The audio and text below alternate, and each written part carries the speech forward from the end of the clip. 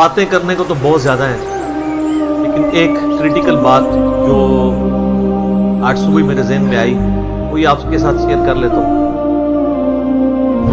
قرآن حکیم میں ایک آیت ہے، سورہ الاعراف کی آیت نمبر 179۔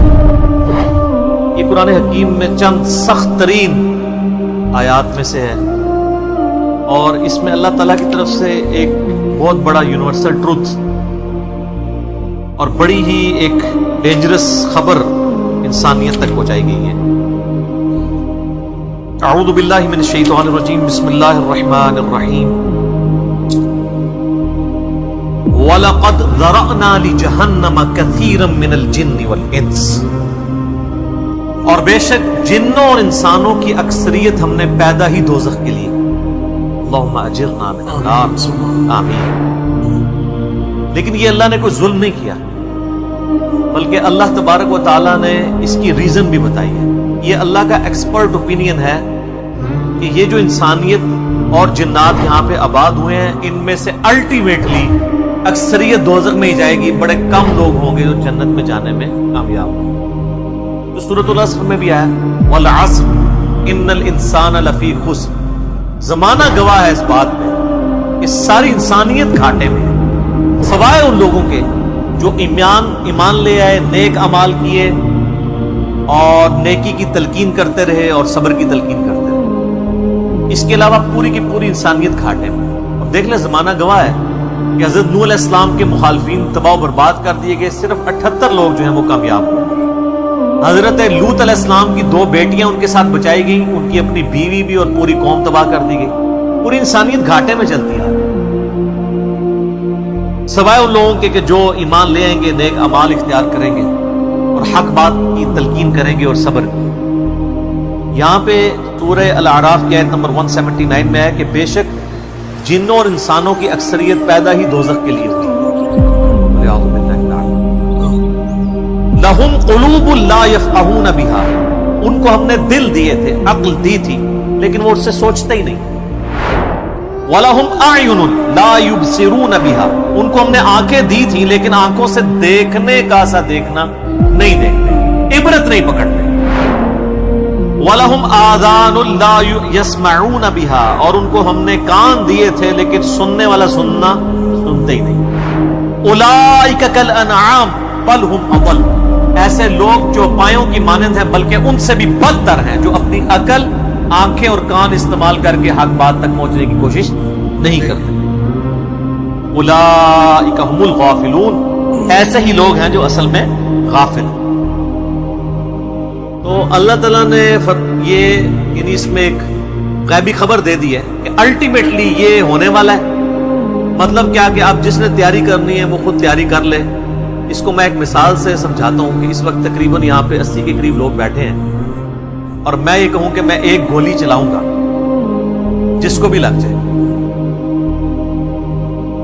تو ہم میں سے کیا ہر شخص یہ سوچے گا کہ یار ایک ہی گولی ہے، 80 بندے ہیں، کسی اور کو ہی لگے گی، ضروری ہے مجھے ہی لگنی ہے؟ ایسا تو کوئی نہیں سوچے گا، سب دڑکی لگا دیں گے۔ لیکن آخرت کا معاملہ کیا ہے؟ بخاری اور مسلم دونوں کی حدیث ہے، متفق علیہ، کہ آدم علیہ السلام کو حکم ہوگا کہ جنتیوں اور دوزخیوں کو الگ کرو۔ حضرت آدم علیہ السلام پوچھیں گے کہ اے اللہ کتنے جنتی اور کتنے دوزخی؟ تو اللہ تعالیٰ فرمائے گا ہر 1000 میں 999 دوزخی اور صرف 1 جنتی۔ تو یہاں اگر 1000 بندہ اور میں کو ایک گولی چلے گی، ہر بندہ بھاگنے کی کوشش کرے گا، لیکن آخرت کے بارے میں یہ حال ہے کہ ہر ایک بندہ یہ امید لگایا ہوا ہے کہ وہ جو ایک بچے گا نا وہ میں ہوں گا۔ اور ادھر 1000 بندے کے اوپر ایک گولی چلائی جائے تو 1000 کا 1000 سوچے گا جو ایک ہڑکے گا وہ میں ہوں گا۔ بالکل 180 ڈگری سوچ ہے۔ یا اس کو یوں سمجھے کہ میں کیونکہ ایک گولی چلاؤں گا 999 بچ جائیں گے، ایک کوئی لگے گی، کوئی نہیں کہے گا یار 999 بچنے ہیں تو چلو ایک میں بھی ان میں بچنے والوں میں ہوں گا، کہے نا کدھر میں ہی نہ پھنس جاؤں۔ اور آخرت میں تو معاملہ بالکل الٹ ہے۔ بہت کریٹیکل ایشو ہے، انسان کو اپنی آخرت کی فکر کرنی چاہیے، اللہ کو سیریس لینا چاہیے۔ جو لوگ دنیا میں اللہ کو سیریس لیتے ہیں وہی اپنی اصلاح کر لیں، ورنہ اللہ تو بے پرواہ ہے، یقین کریں۔ پوری کی پوری انسانیت دوزخ میں چلی جائے، اللہ کو کوئی پرواہ نہیں ہے۔ پوری کی پوری انسانیت جنت میں چلی جائے، اللہ کو کوئی پرواہ نہیں ہے۔ اور یہ جو اکثر لوگ مثالیں دیتے ہیں کہ جی دیکھیں کوئی ماں اپنے بچے کو کیسے دوزخ میں پھینک سکتی ہے، تو اللہ تعالیٰ تو ماں سے بھی بڑھ کے محبت کرتا ہے، وہ کیسے پھینکے گا؟ بھائی اس لیے پھینکے گا کہ اللہ تعالیٰ کے وہ احساسات نہیں ہیں جو ایک ماں کے ہوتے ہیں۔ ماں تو اپنی نفسانی خواہش یا محبت کی وجہ سے مغلوب ہو جاتی ہے، لیکن اللہ مغلوب نہیں۔ اللہ تعالیٰ کیا فرعون سے اس کی ماں سے بڑھ کے محبت کرتا ہے جو اس کا باغی ہے؟ یہ محبت تو ان لوگوں کے لیے جو اس کے تابع فرمان ہو، جو اللہ کے دشمن ہیں ان کے بارے میں تو اللہ تعالیٰ فرماتا ہے انا من المجرمین منتقمون، ہم مجرموں سے انتقام لے کے چھوڑیں۔ ان کے لیے یہ معاملہ نہیں ہے۔ ہمیں تو یہ بتایا گیا ہے کہ اللہ تعالیٰ ایک بوڑھی نانی اماں ہے جس نے یہ ایک نعوذ باللہ ایک سسٹم چلایا ہوا ہے، اینڈ پہ سب کچھ چھوڑ دے گا نا۔ اگر یہ بات ہوتی تو انبیاء کرام علیہ السلام کی تعلیمات اس طرح کی نہ ہوتی کہ لوگ جو ہے وہ کیجول زندگی گزارنا شروع کرتے ہیں۔ بڑی سٹرکٹ تعلیمات۔ جامع ترمذی میں حدیث ہے کہ سیدنا عثمان غنی رضی اللہ تعالیٰ عنہ علیہ السلام کے بارے میں آتا ہے کہ وہ جب کبھی قبرستان جاتے ہیں تو اتنا روتے کہ ان کی داڑھی آنسوؤں سے تر ہو جاتی ہے۔ اور صحابہ پوچھتے کہ آپ کے سامنے جب جہنم کا ذکر ہوتا ہے آپ پہ اتنی خشیت طاری نہیں ہوتی، لیکن قبرستان میں قبر کے سامنے یہ معاملات آپ کے ساتھ کیوں ہوتے ہیں؟ تو انہوں نے کہا کہ میں نے نبی علیہ السلام سے خود سنا تھا کہ قبر آخرت کی منزلوں میں سے پہلی منزل ہے، جس کی یہ منزل پھنس گئی اس کی اگلی منازل مشکل ہو جائے گی، اور جس کی یہ منزل آسان ہوئی اس کی اگلی منازل آسان ہوتی۔ یہ وہ شخص کہہ رہا ہے جسے 3 دفعہ جنت کی بشارت ملی۔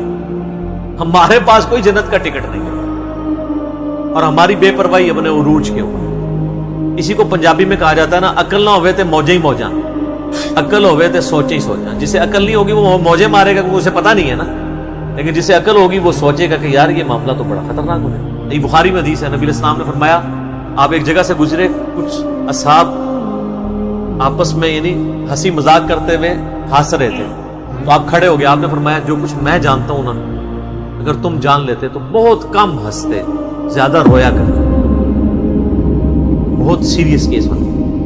تو یہ مسلم میں حدیث ہے، آپ علیہ السلام فرمایا کہ میں اللہ سے دعا کروں کہ تمہیں عذاب قبر سنوا دے، دکھانے والی تو کہانی ختم، سر سنوا دے، لیکن مجھے ڈر ہوا کہ اگر تم نے عذاب قبر سن لیا تم اپنے مردوں کو دفنا نہیں چھوڑ دو،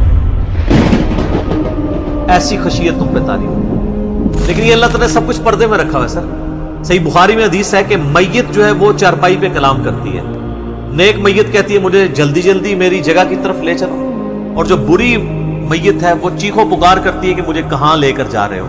اور نبی علیہ السلام کے الفاظ ہیں صحیح بخاری میں کہ زمین و آسمان کی ہر مخلوق اس کی چیخیں سنتی ہے سوائے جنوں اور انسانوں کے، کیونکہ جنوں اور انسانوں کو اللہ تعالیٰ نے غیب کے پردے میں یہ چیزیں رکھی ہیں نا، اسی کے اوپر تو جنت ہے۔ ان الذین یخشون ربهم بالغیب لهم مغفرۃ واجر کبیر، جو لوگ بن دیکھے اپنے رب سے ڈرتے ہیں ان کے لیے مغفرت ہے اور اجر کبیر ہے۔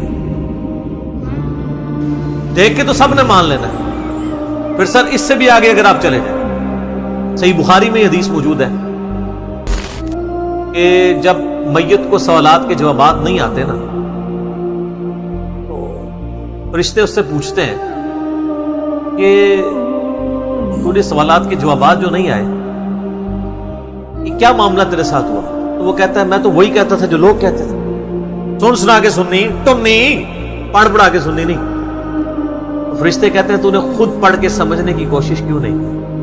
پھر فرشتے اسے ایک گرز مارتے ہیں جس سے وہ زمین کے اوپر بالکل جس کو کہتے ہیں نا پیرلل ہو جاتا ہے، زمین پہ خاک بن جاتا ہے، اور اس کی جو گرز کی اگینسٹ اس کی چیخو پکار ہے اس کو جن و انس کے علاوہ تمام مخلوقات سن۔